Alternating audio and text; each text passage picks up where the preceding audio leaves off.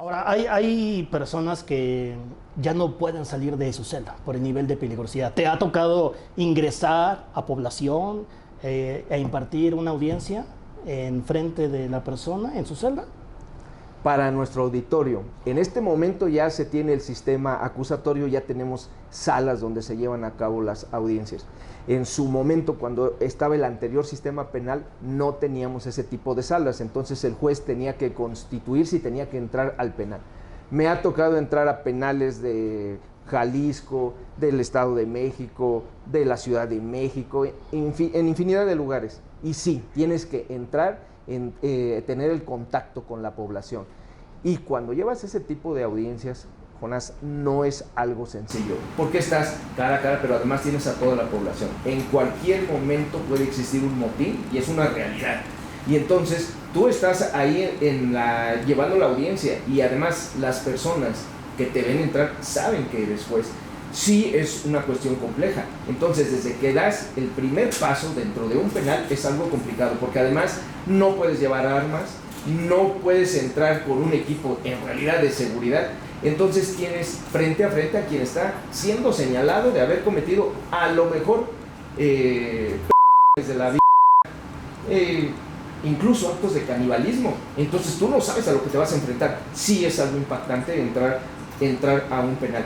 Y invitaría al auditorio a que reflexione, a que se imaginen lo que es pasar una celda y que se cierra la puerta. Avanzas a la siguiente y se cierra la puerta. Y a veces es hacia abajo, es subterránea. Sí, ¿no? Y es que dentro de la neurociencia, solo nuestro cerebro puede dimensionar 10-15%. Por más que tú le puedas decir a alguien se siente así, no.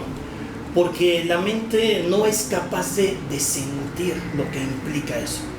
Creo que son uno de los más grandes temores, el estar encerrado. Y tú que vas a hacer un bien, piensa y piensa que te puede pasar algo, ha de ser terrible. Hablábamos fuera de cámaras, Ricardo, siempre de estos temas sociales que te preocupa mucho, la corrupción. Sí, la corrupción es algo muy malo que ha llevado a que México esté sesgado y esté en el ojo del huracán ante muchos países. Dentro de las audiencias te han querido corromper, dentro, fuera. Mira, Jonás, cuando eres juez, yo creo que la posibilidad de que te quieran corromper es algo que está presente siempre. ¿Dónde? Lo mismo puede ser en tu oficina, que lo mismo puede ser cuando estás en un centro comercial, que menos te lo esperas, se acerca alguien y te quiere corromper. Y esto... Entonces es un sí. Es un sí. Sí lo han querido corromper. Sí, me han querido corromper. ¿Con qué? ¿Dinero? Con dinero, con cargos, con infinidad de situaciones, con vehículos. Pero cuando tú tienes la convicción de que estás por México y que esto no es una cuestión de dinero, nunca vas a ceder. Ojo, esto no quiere decir que no, a consecuencia de ello puedan venir amenazas, puedan venir atentados. Esa es lo que iba. Están acostumbrados. Una cosa va de la mano de la otra. Una persona que no tiene preparación académica y que tiene dinero, se vuelve un monstruo. Cree que con el dinero puede comprar todo. Se topan de frente con alguien como tú, que eres de valores, de principios, y que les dices que no, cuando son personas que pueden tenerlo todo en la vida, Ricardo. Sí hay un enojo muy grande. ¿Te han amenazado? Sí. ¿Qué tipo de amenazas has recibido por ejercer tu trabajo? Eso es algo muy complicado, Jonás, porque va desde la amenaza telefónica, la amenaza en presencia, o hasta donde la amenaza llega a los disparos con arma de fuego. Ok, ¿cómo es una amenaza en presencia? Pues puede ser desde una audiencia, Jonás, donde yo estoy llevando la audiencia y va para los jueces, seguro. Los jueces, todos los que llevan jueces en penales de alta seguridad, entenderán que a veces una señal nada más es esta. No es necesario que te digan algo. Pues sí, digo, a nivel social, ¿cuántas veces no se han peleado hombres por una mirada? ¿Qué me ves? Entonces ahí ellos no creo que se estén con juegos y si pudieran cumplir, te lo cumplen. Pero gran parte de esas amenazas te las han cumplido. Sabemos que has tenido a Ricardo. Es bien complicado ser reportero en México y ser juez penal. ¿Por qué? son de las personas que más riesgo tienen y de las que menos protección les quieren dar. Dentro de este gran camino de impartir justicia penal, ha sufrido ¿Cómo fue ese Sabemos que pasaron 1000 cosas por tu cabeza, pero ¿qué nos platicas acerca de esto? Mira, Jonás, aquel día salí de la casa, íbamos en un vehículo blindado, porque ya había recibido amenazas, ya traía amenazas, y también iba un vehículo escolta. Cuando de repente pues tú circulas y crees que es un día normal como cualquier otro, y de repente empiezas a escuchar los disparos. Todas las personas que han recibido algún entenderán cómo cambia la vida a partir de ese momento, cómo a partir de ese momento te vuelves más receloso, más cauteloso en lo que haces. ¿Saliste lastimado? Por fortuna yo no salí lastimado, también por el tipo de vehículo en el que íbamos. Se ha comentado mucho acerca de que probablemente el uso de un vehículo blindado puede ser un tema de lujo, pero yo me atrevo a decir que para los periodistas y también para las y los jueces, creo, no es un tema de... No, estoy seguro que no es un tema de lujo, es una necesidad. Por supuesto. Ciro Gómez Leiva también sufrió. El hoy secretario de Seguridad Pública, aquí a unas cuadras, sufrieron gracias a ese blindaje, pero qué terrible que por hacer su trabajo, tú eres una persona leal, honesta, te conocemos muchos, que por hacer bien tu trabajo te haya pasado eso. Y muchos que no lo hacen están como si nada pasara. Tu vida ya no es la misma, y eso es lógico, pero bueno, es un precio que tú quisiste pagar, y eso es importante para los que van a ser jueces, que esto no es una chistosada.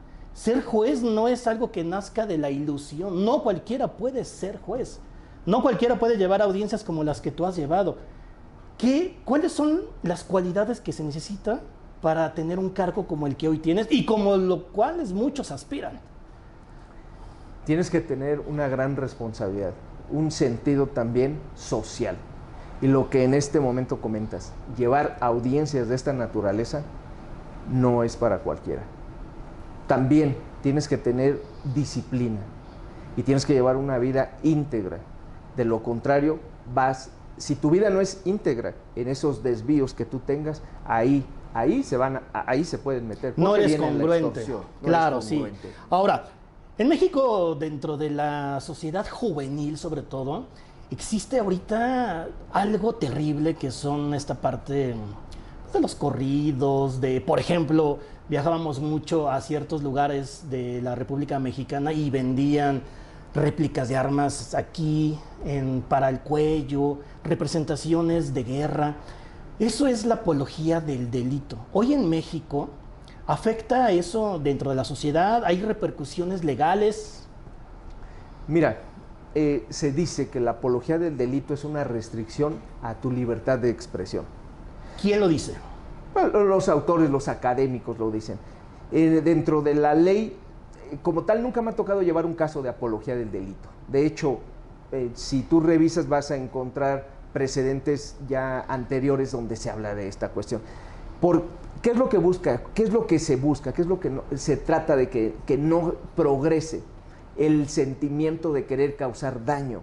Y por eso han sido sancionados o han sido revisados algunos corridos, porque se dice que invitan o incitan a la delincuencia. Y ya hemos tenido asuntos, por ejemplo, de la Corte Penal Internacional, donde ha dicho cualquier incitación a la violencia debe ser sancionada. En México sería muy difícil decir, este mensaje incita a la violencia, este mensaje incita al odio. Sería muy difícil desde la materia penal tipificarlo.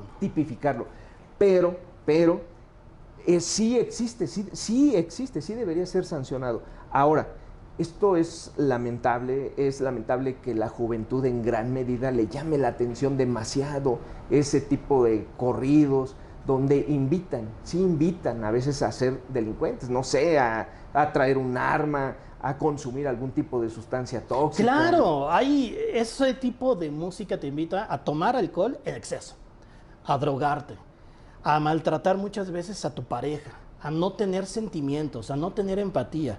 Eso es apología del delito, bueno, como se le considera, y es algo gravísimo, lo cual los corridos sí deben ser regulados, deben de tener filtros para que no llegue a eso, pero ¿cuentan cosas reales, en realidad? Por ejemplo, sabemos que hay un grupo líder líder en eso de los narcocorridos, ¿sí cuentan cosas reales? Por ahí existe incluso alguna frase que dicen que los corridos cuentan hechos reales de la vida, ¿no? Pues muchos de ellos, tengo que decirte que sí comentan cuestiones que se han vivido y que me ha tocado verlas en los procesos. Lo propio, lo mismo que existe en las series. He tenido la oportunidad de ver a través de diferentes plataformas algunas de estas series y es increíble cómo mientras algunos las ven a través de las series, otros las hemos leído en expedientes. Ahora, respecto a esta parte de los narcocorridos, sí hay narcocorridos que de manera muy específica dicen que desde la Suprema Corte de Justicia de la Nación en México ha habido casos donde con base en ese poder se han dejado delincuentes libres. ¿Qué tan cierto es eso? Bueno, no creo que la Suprema Corte haya dejado libre a algún narcodelincuente, así, de manera... O sea, es más serie, es más ficción. Sí, yo lo veo más como ficción. Pero lo pueden hacer de manera indirecta, porque aquellas sentencias que dicta la Suprema Corte de Justicia de la Nación tienen impacto en todos los estados, tienen impacto en todos los lugares.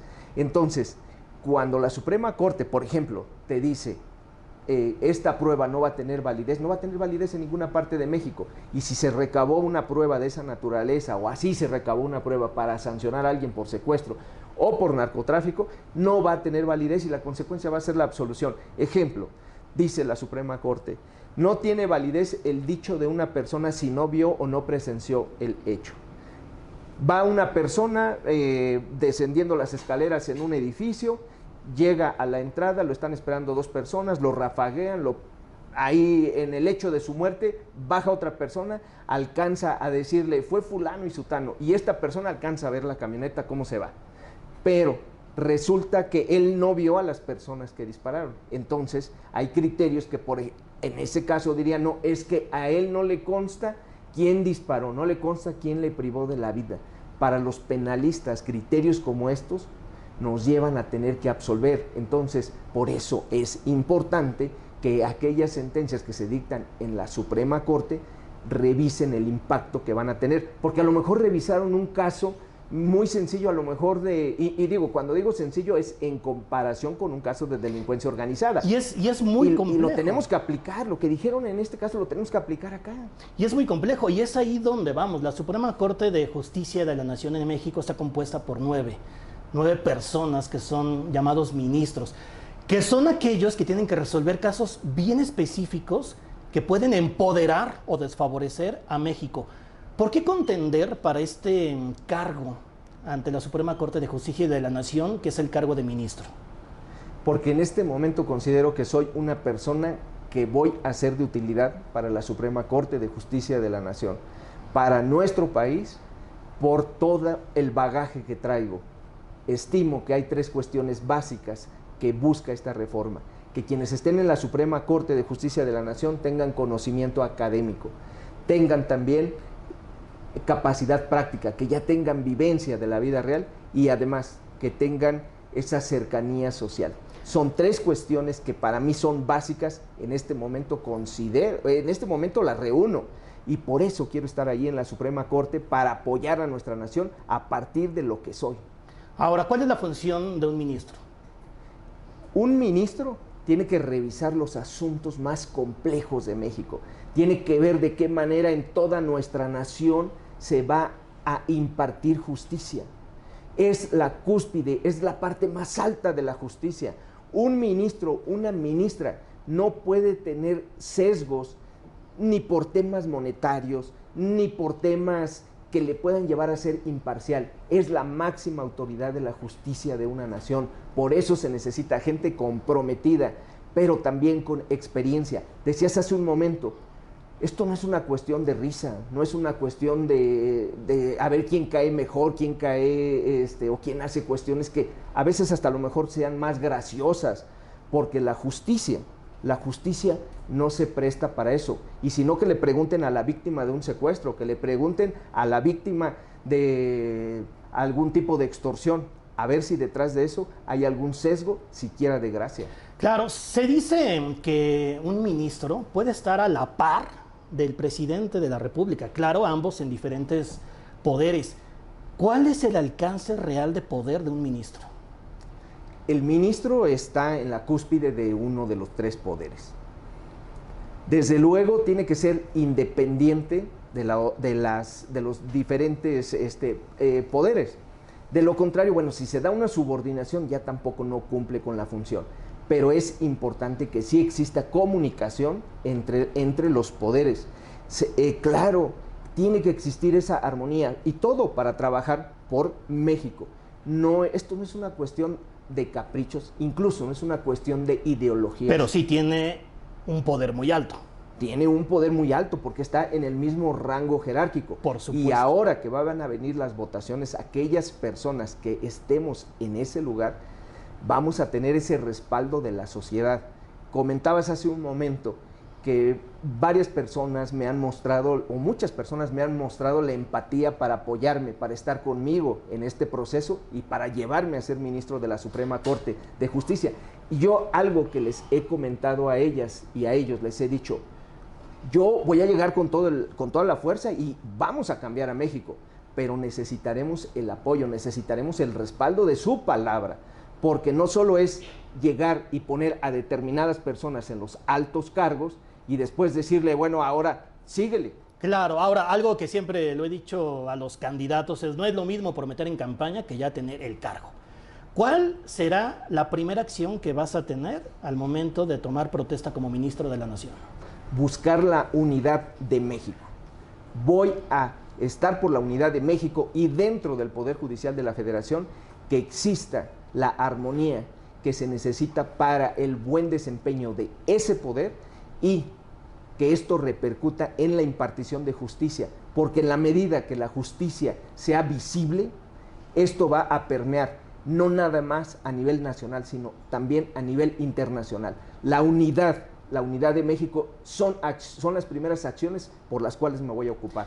Ahora, una de las mayores exigencias de la sociedad es la seguridad pública. La gente no se siente con seguridad al momento de salir. ¿Cuáles son las acciones que tú vas a tomar desde la Suprema Corte de Justicia? Mira, Jonás, el primer punto para poder hablar de seguridad es que quien esté en la Suprema Corte de Justicia de la Nación tenga conocimiento y conciencia de lo que es de lo que implica la sanción de aquel que rompe con la seguridad de México. ¿Vas a tener mano dura? Tenemos que tener mano dura, pero siempre respetuosa de los derechos humanos. Tenemos que respetar los derechos humanos. Esto porque, además, si no tienes mano dura, bueno, si tienes mano dura, pero no respetas los derechos humanos, entonces te conviertes en un arbitrario. ¿Las sentencias se van a endurecer en casos de secuestro, de narcotráfico, desaparición forzada, violación? Los criterios que emita la Suprema Corte de Justicia de la Nación tienen que sancionar desde una óptica real lo que sucede en la sociedad. Sí, claro. No podemos estar teniendo ideas soñadoras de que puede ser así o puede ser de esta otra manera lo ideal, ¿no? ¿Cuál es la realidad? Tenemos que ver, mira, hay 2 corrientes muy fuertes en el tema jurídico, la europea y la norteamericana. Y lo he dicho, aquí no se trata de copiar o qué corriente es la mejor, es qué es aplicable en México. Y en México tenemos nuestras particularidades. México tiene sus particularidades en el tema de delincuencia organizada y en el tema de todos los delitos que por la ubicación incluso geográfica nos corresponde ver. Me queda clara esa parte, y si no que el mismo pueblo te lo demande, porque al final, como decía Juan Gabriel, el pueblo siempre tiene la razón, porque en sí la gente no hay Dios. Con base en las propuestas de campañas que tú tienes junto con los demás candidatos que las pueden ver en candidaturas.poderjudicial.ine.mx, hay 2 propuestas que son bien interesantes donde hay un sesgo bien grande. ¿Qué certeza jurídica das o puedes dar dentro de los juicios civiles y familiares? Vámonos a la parte familiar. Existe una separación padre y madre. Uno o al otro quiere alinear. Bueno, que hoy en México, en la Ciudad de México, no existe el delito de alineación parental, pero sí transforman la mentalidad del niño para que no quiera ver al padre no custodio. Y pueden pasar meses y años donde no se vean. Y al final, pues ojos que no ven, corazón que no sienten. Y es terrible, yo lo veo en videos. Mucha gente pasa eso. Punto 2, personas que son privadas de la libertad por cualquier situación, que hoy están sin sentencia. 10, 15 años sin sentencias. Con base en esos 2 puntos, juicios civiles y familiares, y la otra parte que son los juicios penales, ¿qué certeza jurídica es la que les puedes dar? Para el auditorio, es cierto lo que comentas, es muy lamentable que existe ese choque en el tema de los asuntos familiares. Mira, normalmente se le da la importancia a la materia penal y dice tiene que ser ágil, tiene que ser expedita, y es la que se sujeta a plazos y términos. Y a la familiar pareciera como que no se le da esa importancia. Ahora que hablabas al inicio de tu programa de la pandemia, nosotros vimos cómo era necesario también atender los temas de la familia. En este momento existen muchas familias que, como tú comentas, no pueden ver a sus hijos, el papá o la mamá, por cualquier razón. Lo que enfrenta un padre o una madre de no ver a un hijo, pues es algo terrible. Y además, ese no verse se convierte en una separación paulatina, donde llega el punto que el amor, el cariño que se puede tener, puede disminuir. Se pierde, claro. Se pierde. Entonces es muy importante que nuestra Suprema Corte de Justicia de la Nación vea de qué manera agiliza ese tipo de procedimientos que rompen con el núcleo de nuestra sociedad, que es la familia.